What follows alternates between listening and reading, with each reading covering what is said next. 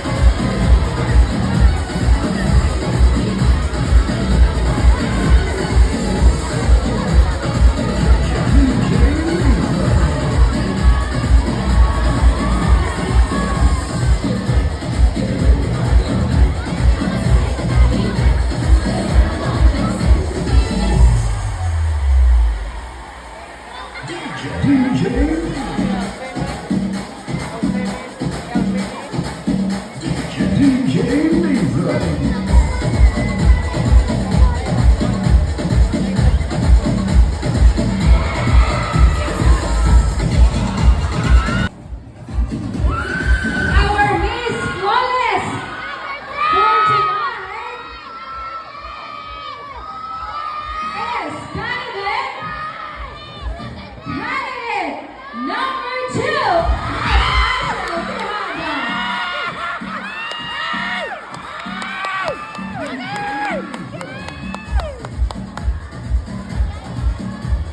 There you have it. Congratulations to you both.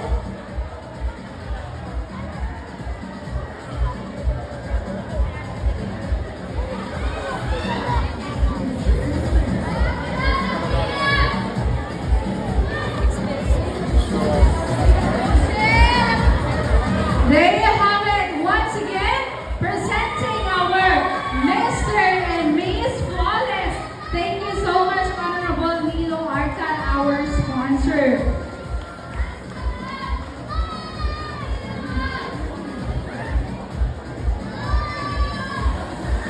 Now we have candidate number 2, Miss Asha Tejada. So for more, we have Miss Sofia Benzalucelu.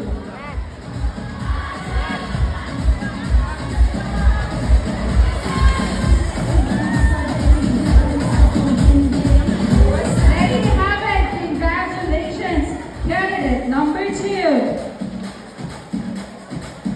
And now we have our next special award, Miss again, Miss Smile for tonight. So we have our Miss Perfect Smile. Our Miss Perfect Smile is candidate. As you said, we have candidate number 2, Miss Asha Tejada.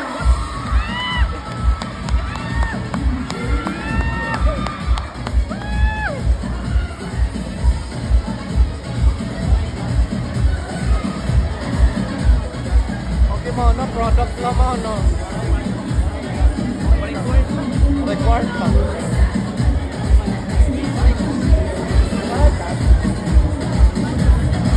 And now we are down to our next special award. We have Mr. A. Move forward. Candidate number 2, Miss Asha Tejada.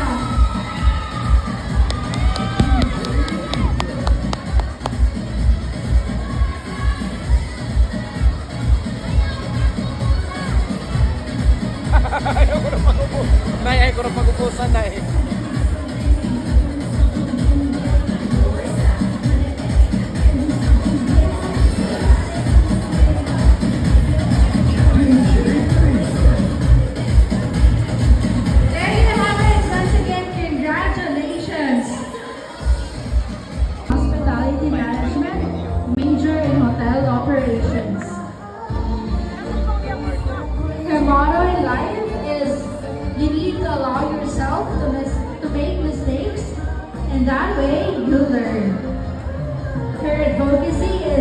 anti-bullying, youth empowerment, and mental health awareness. Once again on stage, our candidate number 2, Ms. Ashel and Palmares Tejada. Ay, para ba katamsok pa lang.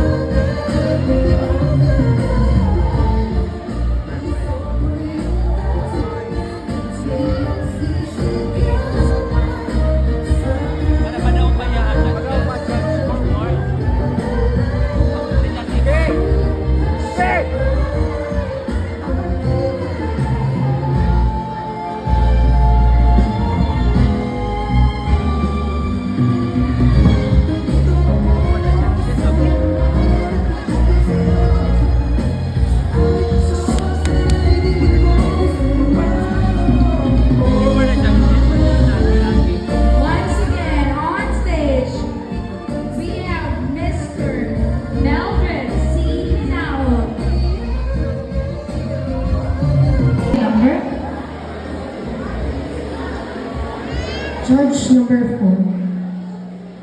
Judge number 4, please. So that's Miss Sophia Renzan Salud.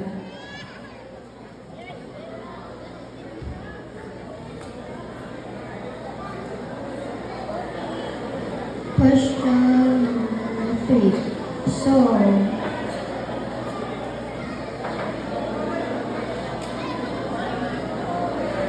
how can you mitigate the negative effect of social media in our society?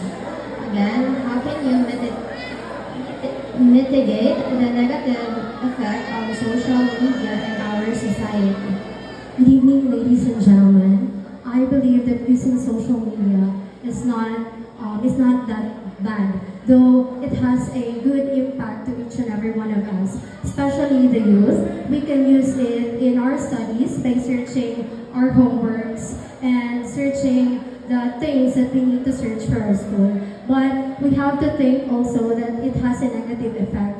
By that, we should use our social media correctly and think before you click. Thank you. So there you have it. Thank you, candidate number 2. Our lovely and handsome candidates. A round of applause, please.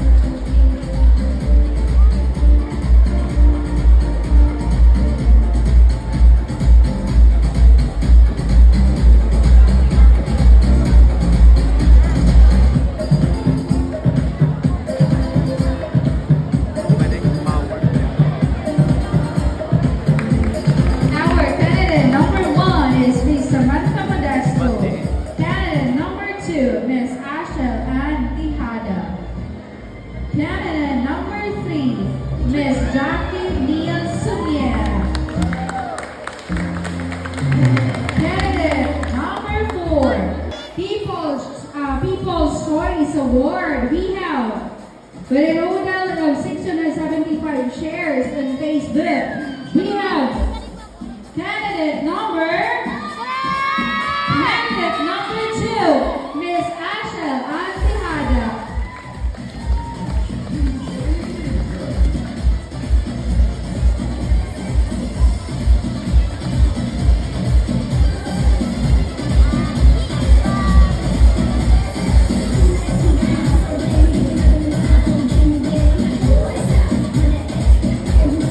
Our next award is Mr. and Miss SMJ Electrical Supplier. We have candidate number 2, Miss Ashel Antihada. So congratulations and thank you to our general sponsors, Honorable Jason Singco and family. Thank you.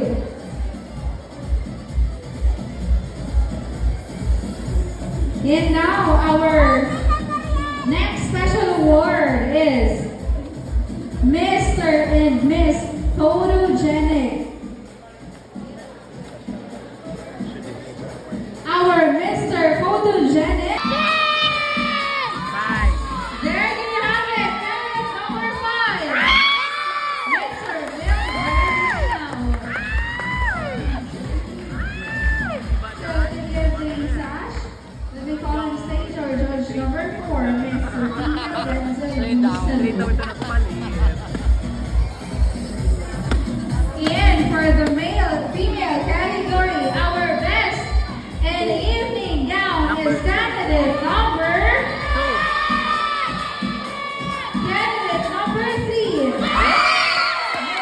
3. 2 male candidates for tonight. Who do you think will win the crown? Candidate number. So you know what? Listen, I'll be calling the Mr. Libertad. I will announce the Mr. Libertad. So automatically, the one who will not be called is the first runner-up. Okay? So our Mr. Libertad 2024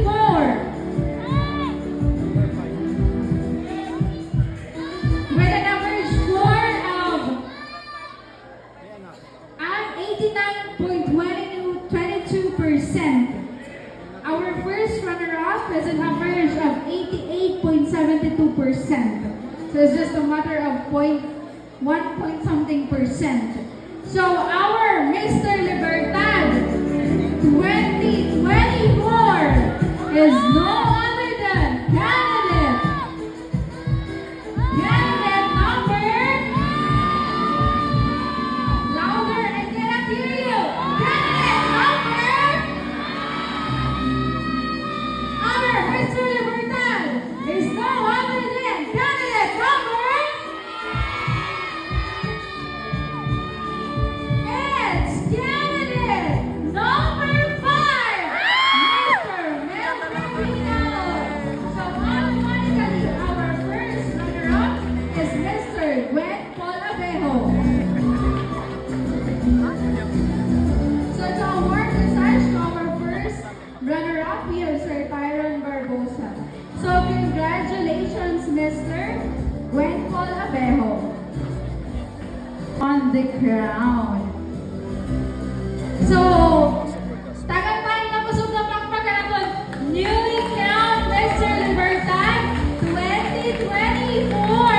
Congratulations, Mr. Mildred Hinaot.